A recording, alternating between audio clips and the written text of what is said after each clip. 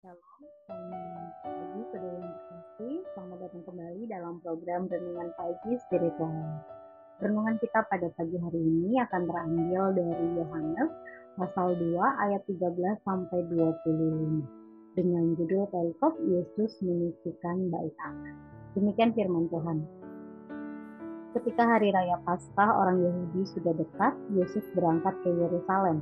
Dalam bait suci didapatinya pedagang-pedagang lembu, kambing domba dan merpati, dan penukar-penukar uang duduk di situ. Ia membuat cambuk dari tali lalu mengusir mereka semua dari bait suci dengan semua kambing domba dan lembu mereka. Uang-uang penukar-penukar dihamburkannya ke tanah dan meja-meja mereka dibalikannya. Kepada pedagang-pedagang merpati ia berkata, "Ambil semuanya ini dari sini, jangan kamu membuat rumah Bapakku menjadi tempat berjualan." Maka teringatlah murid-muridnya bahwa ada tertulis, "Cinta untuk rumahmu menghanguskan aku." Orang-orang Yahudi menantang Yesus, katanya, "Tanda apakah dapat engkau tunjukkan kepada kami bahwa engkau berhak bertindak demikian?" Jawab Yesus kepada mereka, "Rombak bait Allah ini dalam 3 hari aku akan mendirikannya kembali." Lalu kata orang Yahudi kepadanya, 46 tahun orang mendirikan bait Allah ini dan engkau dapat membangunnya dalam 3 hari? Tetapi yang dimaksudkannya dengan bait Allah ialah tubuhnya sendiri. Kemudian sesudah ia bangkit dari antara orang mati, barulah teringat oleh murid-muridnya bahwa hal itu telah dikatakannya. Dan mereka pun percaya akan kitab suci dan akan perkataan yang telah diucapkan Yesus. Dan sementara ia di Yerusalem, selama hari raya Paskah, banyak orang percaya dalam namanya, karena mereka telah melihat tanda-tanda yang diadakannya. Tetapi Yesus sendiri tidak mempercayakan dirinya kepada mereka, karena ia mengenal mereka semua. Dan karena tidak perlu seorang pun memberi kesaksian kepadanya tentang manusia, sebab ia tahu apa yang ada di dalam hati manusia. Saudara yang terkasih, dalam perikop yang kita baca diceritakan bahwa pada saat hari raya Paskah, Yesus datang ke bait Allah di Yerusalem. Tempat itu penuh dengan orang Yahudi dari seluruh Romawi karena mereka akan merayakan hari terpenting ini. Karena ramainya orang yang datang, maka ada beberapa orang yang melihat keadaan ini sebagai peluang untuk mendapatkan keuntungan dari berdagang. Sehingga mereka mendirikan toko-toko di pelataran bait Allah untuk menjual hewan yang dibutuhkan untuk kurban dengan harga yang sangat mahal. Mereka juga membuka jasa penukaran uang untuk membayar pajak di bait suci yang hanya dapat dibayar dengan menggunakan koin Yahudi atau trian karena kemurnian perak. Sehingga orang dari luar Romawi yang berusia 20 tahun atau lebih, mereka mau tidak mau harus menukarkan uang di sana. Nah, tentunya mereka juga membebankan biaya yang tinggi untuk layanan mereka ini. Nah, saudara, perhatikanlah bahwa di bawah pemimpin dan imam-imam kepala yang korup, maka pelayanan yang seharusnya dilakukan untuk keperluan penyembahan kepada Allah telah mengalami kemerosotan. Pelayanan kepada umat menjadi kehilangan makna dan malah menjadi ladang untuk mencari keuntungan. Yesus yang mengamati bahwa bait suci yang seharusnya menjadi simbol kehadiran Allah sekarang telah berubah menjadi tempat perdagangan demi mendapat keuntungan sebanyak-banyak.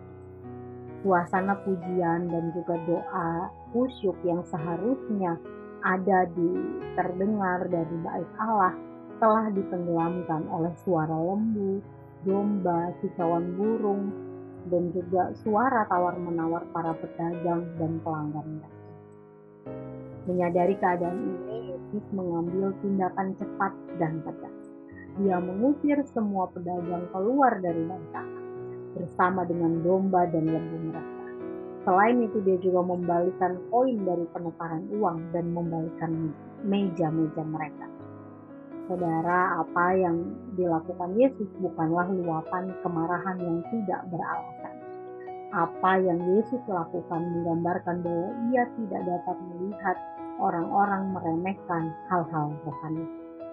Saudara, hal ini juga seharusnya menjadi perenungan bagi kita sebagai orang percaya, agar kita menempatkan hal-hal rohani dengan sebagaimana mestinya.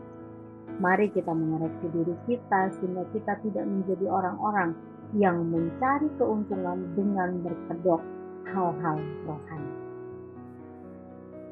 Saudara, marilah kita mengambil waktu sejenak untuk merenungkan kebenaran firman Tuhan yang baru saja kita dengar. Saudara, bagaimanakah cara saudara dalam memperlakukan hal-hal rohani selama ini? Apakah saudara termasuk orang-orang yang mencari keuntungan dari hal-hal rohani tersebut? Jika iya, maka marilah mengambil waktu untuk mengoreksi diri dan mendoakan hal tersebut. Mari meminta agar Allah mengubahkan cara hidup saudara sehingga berkenan di hadapan Allah. Dan mari meminta kekuatan dari Allah sehingga saudara dapat menempatkan hal-hal rohani sebagaimana mestinya.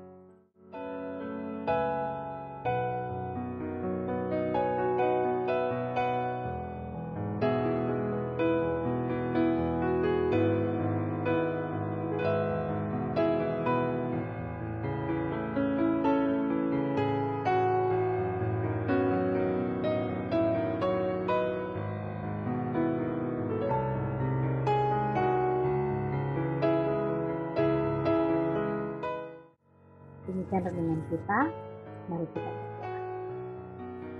Bapa di surga, kami sungguh mengucap syukur untuk kasih kebaikan Tuhan dalam kehidupan kami. Terima kasih jika Tuhan sudah menyertai sepanjang malam kami dan pagi hari ini kami bisa memulai kembali hari kami dan kami juga sudah merenungkan kebenaran firman-Mu. Ya Tuhan, kami mengucap syukur untuk firman Tuhan yang datang kepada kami untuk mengingatkan kami bahwa kami harus selalu mendahulukan hal-hal rohani. Kami harus selalu menempatkan hal-hal rohani dengan sebagaimana mestinya. Kami harus menghargai hal-hal rohani karena ini berkaitan dengan Engkau. Ya Tuhan, ajar kami untuk memprioritaskan Allah dalam segala hal yang kami lakukan. Tuhan, ajar kami untuk mengingat kebenaran firman ini dan juga melakukannya dalam hidup. Kami serahkan seluruh kegiatan kami hari ini dan kehidupan kami seluruhnya ke dalam tangan. Hanya dalam nama Tuhan Yesus kami mengucap syukur. Haleluya. Amin. Demikian renungan kita pagi hari ini. Selamat pagi, selamat beraktivitas. Tuhan Yesus memberkati.